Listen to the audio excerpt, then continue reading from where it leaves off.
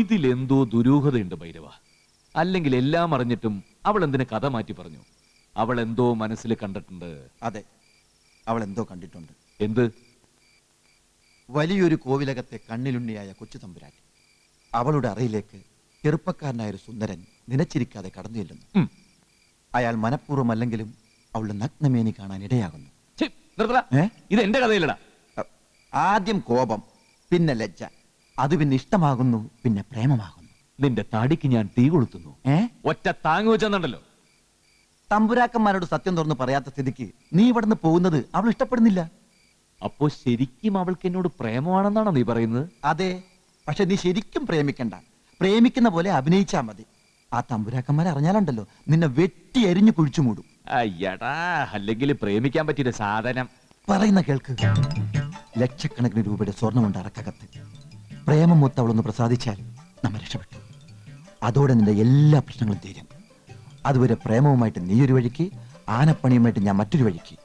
കാര്യം നടന്നാൽ കോവിലകത്തോടും കൊച്ചു തമ്പുരാട്ടിയോടും നമ്മൾ ഗുഡ് ബൈ.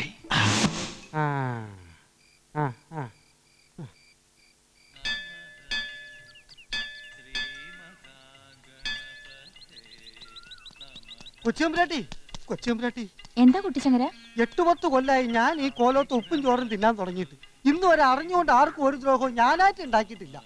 എന്നോട് ഇത് വേണ്ടായിരുന്നു. തമ്പുരാക്കന്മാരന്റെ തല കൊയ്യണത് കാണണോ അല്ലേ തമ്പുരാട്ടിക്ക്? എന്താ കാര്യം വെച്ച് തെളിച്ചു പറ കുട്ടിച്ചങ്ങര. കൊച്ചു തമ്പുരാട്ടിക്ക് ആ ആനവൈദ്യനോട് പ്രേമമാണല്ലേ? അവന്മാര് മുറി കിടന്ന് പറയുന്നത് ഞാൻ കേട്ടതാ. തമ്പുരാട്ടിക്ക് അവനോട് പ്രേമം തുടങ്ങിയെന്നും അതുകൊണ്ട് ആ തമ്പുരാക്കന്മാരുടെ തല്ലുകൊള്ളിക്കാതെ രക്ഷപ്പെടുത്തിയെന്ന്. ഓ, അങ്ങനെ ഒരു അർത്ഥം കണ്ടെത്തിയോ? ഈ കല്യാണി അങ്ങനെ ഒരു വിവരക്കേട് കാണിക്കുന്നു കരുതുന്നുണ്ടോ കുട്ടിശങ്കരൻ? അപ്പൊ പിന്നെ അവൻ ആനവൈദ്യനല്ലെന്ന് അറിഞ്ഞിട്ടും തമ്പുരാക്കന്മാരോട് മാറ്റി പറഞ്ഞതിന്? അതോ കുട്ടിശങ്കരന് തല്ല് കിട്ടാതിരിക്കാനാ, പിന്നെ അവനെ ഒരു പാഠം പഠിപ്പിക്കാനും. അതെങ്ങനെ? കള്ളം പറഞ്ഞു വന്നല്ലേ? കുറച്ചുനാള് കല്യാണിയുടെ ചവിട്ടും തൊഴിയും കൊണ്ട് കിടക്കട്ടെ.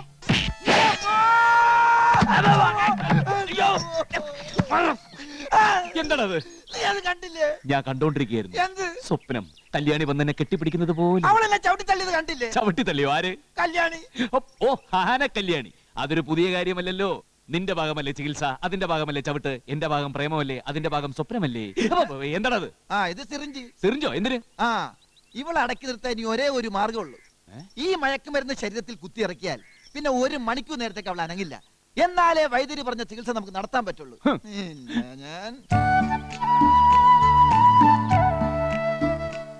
ഞാൻ അത് കണ്ടോ? നീ പറഞ്ഞത് ശരിയാ. അവളില്ല മാറ്റം കാണുന്നുണ്ട്. നീ ഇവിടെ പണി തുടങ്ങിക്കോ, ഞാൻ അവളോട് പോയി സംസാരിച്ചിട്ട് വരാം. മനസ്സിലിരിപ്പ് എന്താണെന്ന് അറിയണമല്ലോ.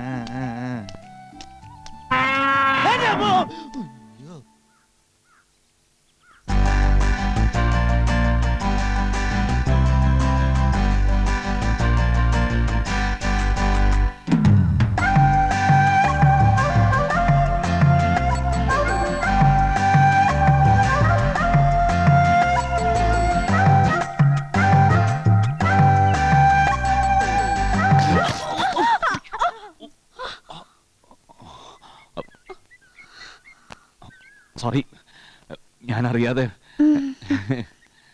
കല്യാണി, ഞാൻ എത്ര ആലോചിച്ചിട്ട് എനിക്ക് ഒരു പിടിയും കിട്ടുന്നില്ല. സത്യം തുറന്നു പറഞ്ഞിട്ടും ഞാൻ ആനവൈദ്യം തന്നെയാണെന്ന് എന്തിനാ തമ്പുരാക്കന്മാരോട് പറഞ്ഞത്?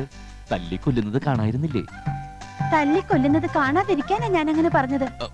എന്തിന്? തെറ്റിയത് ഞാനല്ലേ? വിഷ്ണു ചെയ്തതൊന്നും തെറ്റുകളായിട്ട് എനിക്കിപ്പോ തോന്നുന്നില്ല. ഏതോ ഒരു ശരിക്ക് വേണ്ടിയിട്ടുള്ള നിമിത്തങ്ങളായിട്ട് എനിക്ക് തോന്നിയിട്ടുള്ളൂ. മനസ്സിലായില്ല. വിഷ്ണുവിനറിയോ, ഇതുവരെ ഞാൻ കല്യാണത്തെ കുറിച്ചൊന്നും ചിന്തിച്ചിട്ടേ ഇല്ല. പക്ഷേ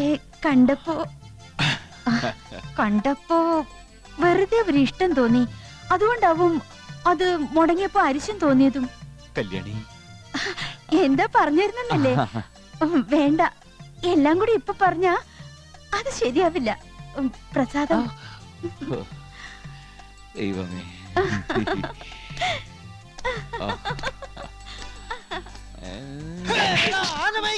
നിനക്ക് പ്രേമിക്കാൻ തമ്പുരാട്ടിക്കുട്ടിയെ കിട്ടിയുള്ളൂ അല്ലടാ? എനിക്കറിയാമടാ നിന്റെ പരിപാടി. നിനക്കിവിടെ തമ്പുരാനായി വാഴണമല്ലേ? പണം അടിച്ചു മാറ്റാനുള്ള പണിയുണ്ടോ? അതേടാ, അത് തന്നെയാ. നിനക്ക് എന്ത് ചെയ്യാൻ പറ്റും? ആനയുടെ അസുഖം ഭേദമാവുന്നത് വരെ തമ്പുരാക്കന്മാർ ഞങ്ങളെ ഇവിടുന്ന് പറഞ്ഞയക്കില്ല. നീ തന്നെയല്ലടാ അവരോട് പറഞ്ഞത് ഞങ്ങൾ ആന വൈദ്യന്മാരാണെന്ന്. സത്യം തുറന്നു പറഞ്ഞാൽ കിട്ടാൻ പോകുന്നത് നിനക്കാടാ. അതേടാ, അത് ഞാൻ മേടിച്ചോളാം. ഇപ്പൊ സത്യം പറഞ്ഞ ഒരടി കൊണ്ട് തീരും. ഇല്ലെങ്കിൽ പോകാൻ പോകുന്നത് എന്റെ തലയാ. നീ നോക്കിക്കോടാ തമ്പുരാനെ.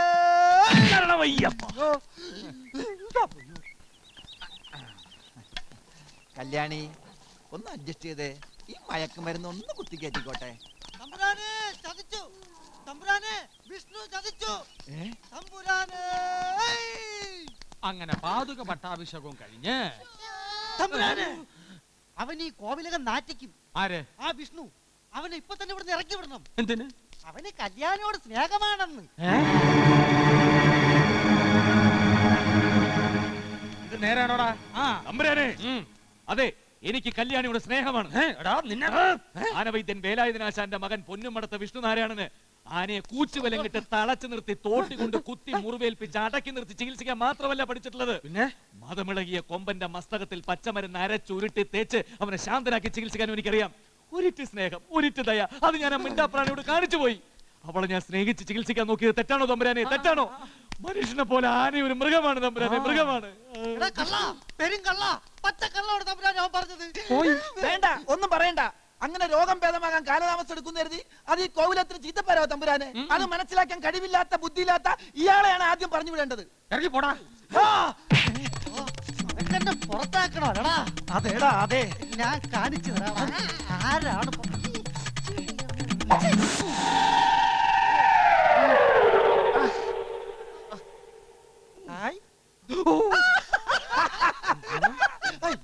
തമ്പുരാനെ.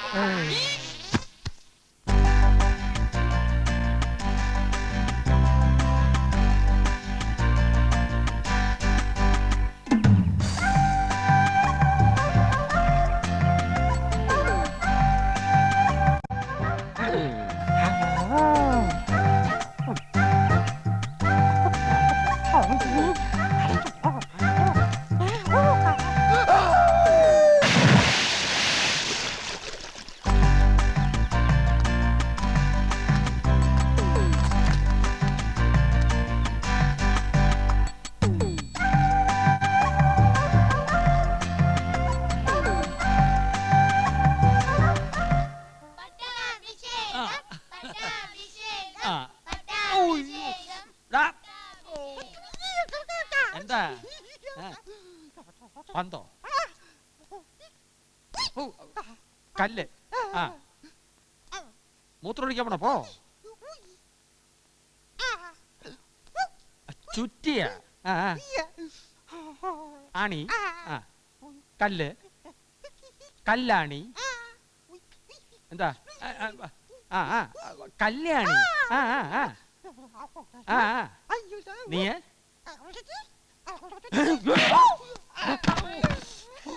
തെണ്ടി.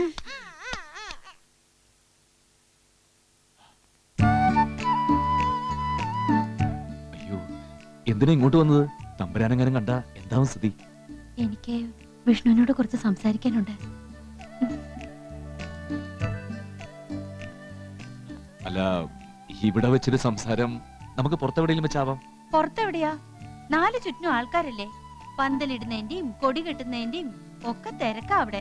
എന്താ അവിടെ വിശേഷം? ആഹാ, അപ്പൊ ഒന്നും അറിഞ്ഞില്ലേ? നാളെ കർക്കിടക മാസത്തിലെ പൂജയല്ലേ?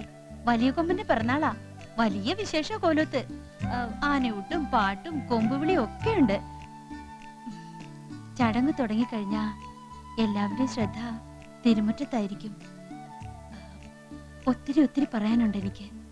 വിഷ്ണു വരണം. എല്ലാം അപ്പൊ പറയാം.